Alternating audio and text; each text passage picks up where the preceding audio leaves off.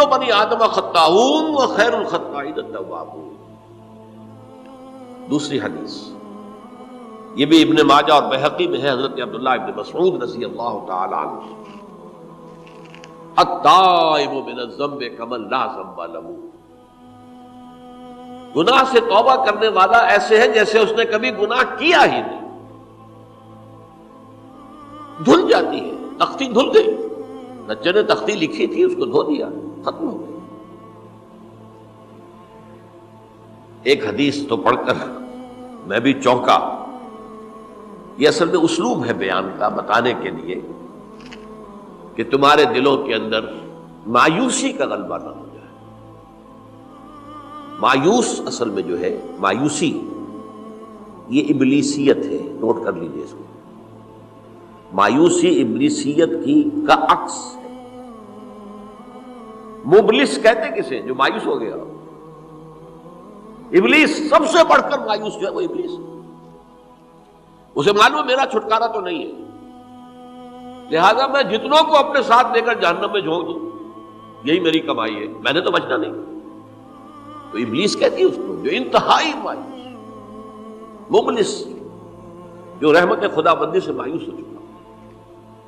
اب اس کو دور کرنے کے لیے حدیث سنیے، اور یہ حدیث مسلم شریف کی ہے، صحیحین کے اندر، حضرت ابو ہریرہ سے۔ حضور فرماتے ہیں والذی نفسی بیدہ،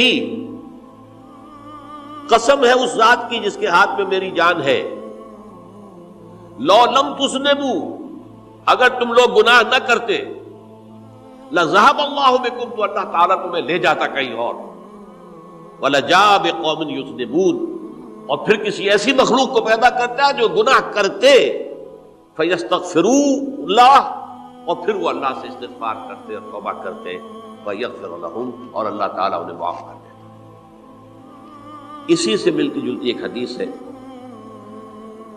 یہ امام احمد اور امام بہقی لائے ہیں، اور اس کے راوی حضرت علی ہے رضی اللہ تعالی عنہ۔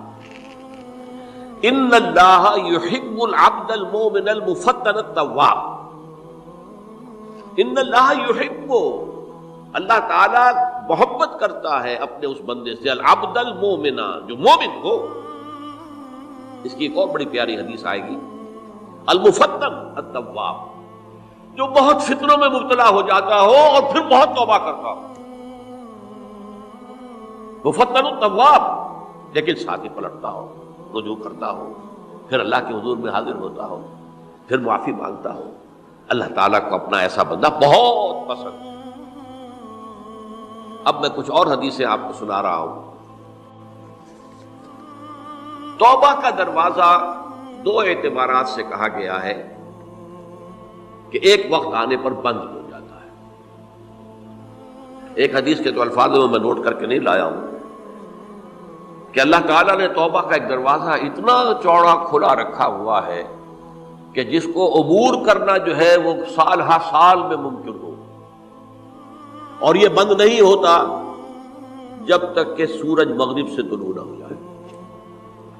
یہ قیامت کی جو آخری، قریب قیامت کی جو آخری نشانیاں ہیں ان میں سے وہی حدیث میں آپ کو سنا رہا ہوں، عن ابی ہریرہ رضی اللہ تعالی عنہ، اور یہ مسلم شریف کی روایت ہے، من تاب قبل ان تطلع الشمس من مغربها تاب اللہ علیہ، سورج کے مغرب سے طلوع ہونے سے قبل تک جو لوگ توبہ کریں گے اللہ تعالیٰ ان کی توبہ قبول کریں گے۔ البتہ جب وہ قیامت کی وہ نشانی ظاہر ہو جائے کہ سورج مغرب سے طلوع ہو رہا ہے، اب دروازہ توبہ کا بند ہے۔ اب اس کے بعد اگر توبہ کوئی کرتا ہے تو اللہ تعالیٰ اس کی توبہ کو قبول نہیں کرے گا۔ یہ تو اجتماعی سطح پر ہوئی، انفرادی سطح پر۔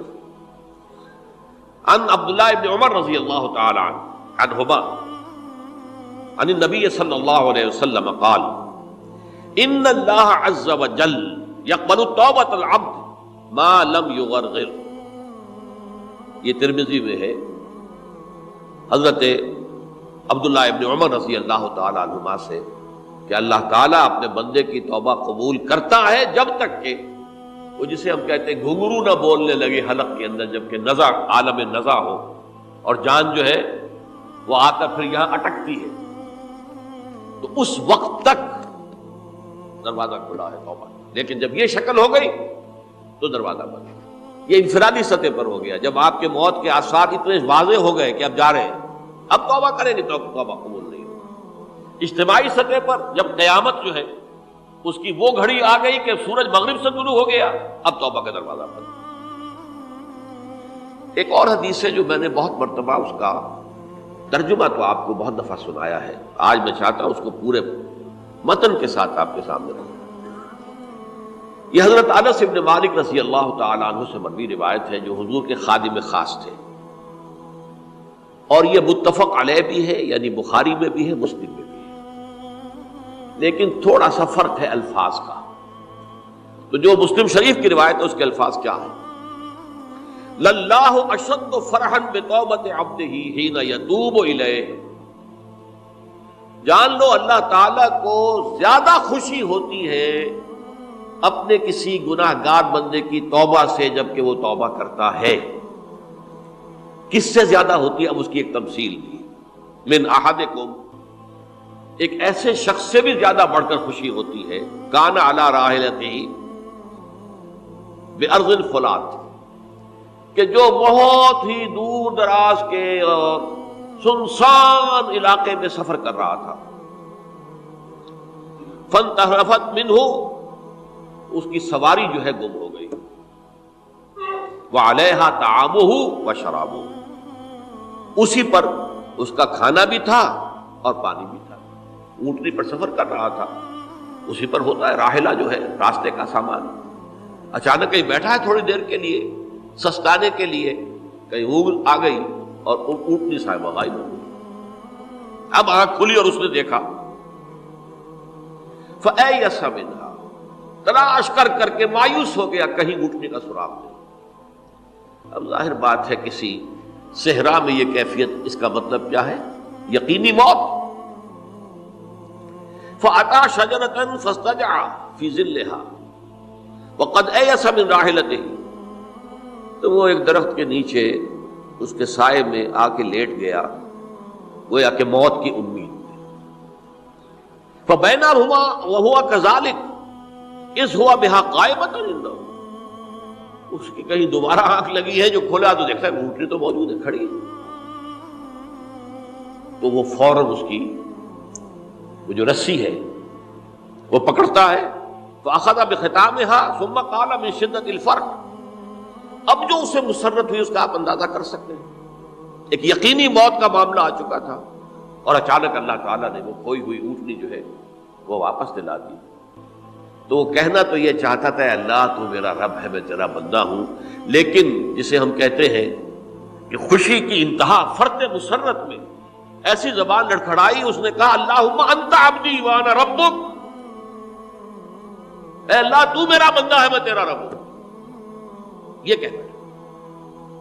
تو یہ کیا ہے؟ فرط مسرت، جسے آپ نے خوشی کی انتہا، کہ جس میں انسان جو ہے اتنی بڑی خطا کر بیٹھتا ہے۔ اللہ کو اپنے کسی گناہ گار بندے کی توبہ سے اس سے بھی زیادہ خوشی۔ ہمارا چینل سبسکرائب کرنا اور نوٹیفیکیشن بیل آن کرنا نہ بھولیے گا، تاکہ ہمارا رابطہ برقرار رہے۔